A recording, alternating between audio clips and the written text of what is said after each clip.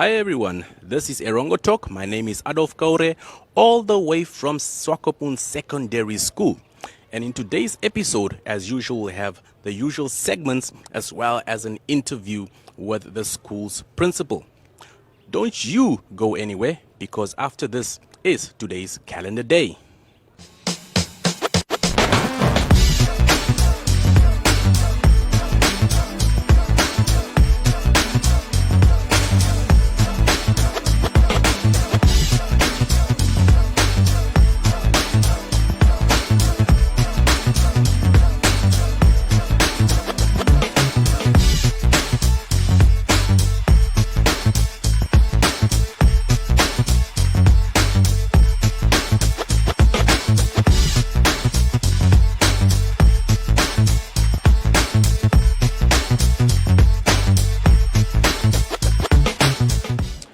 Welcome back. It is now time for the news. So firstly, the Hospitality Association of Namibia's coastal representative, Annette Cutting, says that the locals opting to get vaccinated could boost the tourism sector. According to her, Namibians should take a proactive approach to getting the jab. I think it is important that everybody is vaccinated, because at the end of the day, that is how overseas tour operators will support our businesses, she said. So Cutting says also called on members of the public to ignore the myths being spread on social media about the COVID-19 vaccines. There are all kinds of conspiracy theories doing the rounds, and this does not make it easy to convince staff in the tourism industry to get vaccinated. I think staff with family members should consider it, she says. So lastly, the community of Walvis Bay and the Scientific Society Swakopmund celebrated World Ocean Day with a festival that welcomes whales to local shores in June. So the big event is an educational sailing exploration in the celebration of the annual humpback whale migration set for 26 June from 9 o'clock in the morning on board a catamaran. So the celebration is a combined effort between the Namibia Dolphin Project, known as NDP, and the Scientific Society Swakopmund and the Catamaran Chatters. So Brigadier James, a PhD candidate at the NDP, said that an onboard talk by Dr. Simon Elvin, the director of the organization, will be the last in a series of talks at different venues during World Oceans Month. So additionally, talks will be held earlier. One is scheduled for Walvis Bay on 12 June and one the next day in Swakopmund. So the earlier events include talks by both Dr. Alvin and well-known activist, naturalist, photographer and tour operator Lloyd Edwards from Raggy Charters. Very interesting indeed. So that concludes today's news. Do keep on watching Erongo Talk. The Ongwediva Annual Trade Fair 2021 brings you exhibition excellence and will be taking place from 26 to 31 August at the Ongwediva Trade Fair Showgrounds. The theme this year is Gearing for a Smart Economy. This year, exhibitors have their option to showcase their products and services at the Ongwediva Trade Fair Showgrounds or virtually via special trade fair website. Apply for a stand at www.oatf.com.na. Call 065 230 191. Email info@oatf.com.na. The Ongwediva Annual Trade Fair 2021 is proudly sponsored by MTC, FNB, Nedbank, Ongwediva Town Council. With me here today is Mr. Sinvula Sibanga, the principal of Swakopmund Secondary School, and he's going to be telling us about the final reopening of the Triple S Boys Hostel. Hello, Mr. Sibanga, how are you? It's good, thank you. So, Mr. Sibanga, you recently reopened the school's boys' hostel. Why the decision to do that? Of course, there has been a lot of challenges in terms of accommodating so many learners in our hostels. Mm-hmm. Remember, not long ago, we also introduced pre-vocational subjects, mm-hmm. Which is now offered at Coastal High School. Mm-hmm. Now, there has been difficulties for outside schools to access the services of the pre-vocational subjects because they did not have accommodation in Swakopmund. Mm-hmm. Hence, the final decision to invest in the renovation of the Triple S Boys Hostel and, eventually reopen it so that it could cater for, among others, such needs. Mm-hmm. Yeah. And Mr. Sibanga, how many students can be accommodated in the hostel? That hostel can be able to take over 168 boys. Just that side of the boys, and of course on that side of the girls also more or less the same number. So, it can make quite a significant difference in the lives of children that are coming from the disadvantaged yes. background. Yes. Yeah. And Mr. Sibanga, nothing comes without its challenges. What were your challenges in reopening this? Because I believe the boys' hostel was closed for quite a long time. Yes. It has been in a very bad condition. There has been a lot of damages to the buildings, mm-hmm. but of course we thank the partners that came on board to ensure that all those faults were attended to. Of course, the intervention of the governor has been there, the ministries, and of course with COVID that just came in now, and then this need became so, obvious that we need to reopen that hostel and accommodate the boys. So, of course, challenges has been there. The funding, even the time that it took, we only managed to put in a few boys there last term. So, basically, it's not even at its full use yet, yes. because we still need to, furniture the place, because we have quite a few beds and mattresses just to cater for those few boys that are there. But of course, it's not its fully utilization. Mm-hmm. Yeah, we still need to work on that. Yeah. So, Mr. Sibanga, obviously everything builds on each other and things progress slowly. What do you see in the future in the progression of this boys' hostel? We were just doing reclassification yesterday. Mm-hmm. with the team from the regional office. As I said, with challenges, that hostel does not really have sufficient space in terms of now recreation for the learners. So that is one major challenge that we have. The kids are so much confined because they don't have space to go to. Because we need to also ensure their safety by locking them up in the hostel. But once they are locked in there are no activities that can keep them, entertained and stuff, besides their academic, maybe studying and stuff like that. So there's a lot of improvement that we still need to do on the hostel. Yeah. And for the members of the public who are watching, who are thinking, wow, I can help, I want to help, how would people get involved and help you overcome these challenges?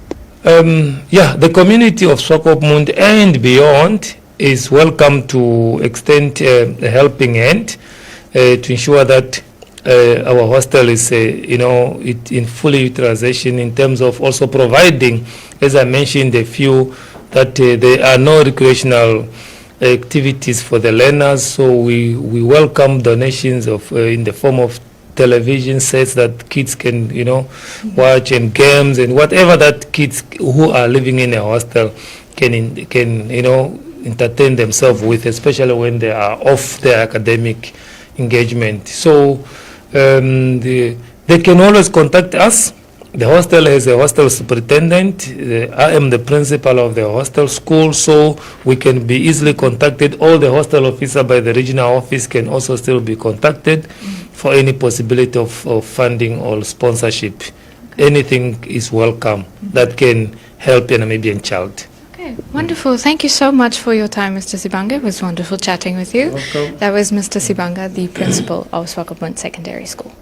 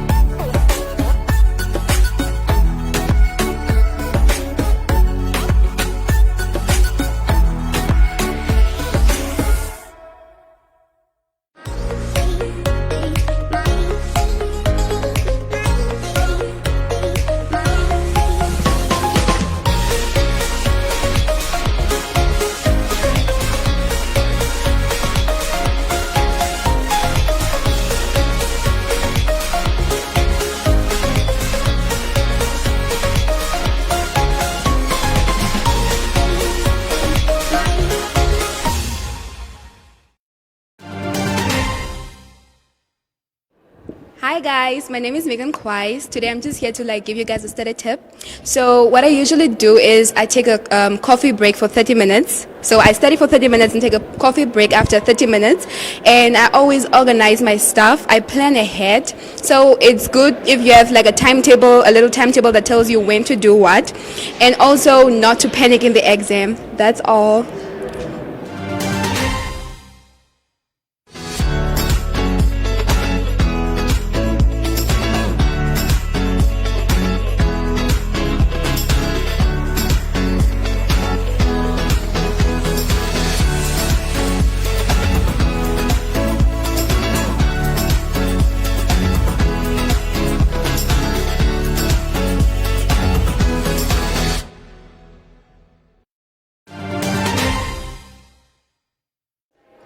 Stay tuned for the tides as well as the weather forecast in the Erongo region.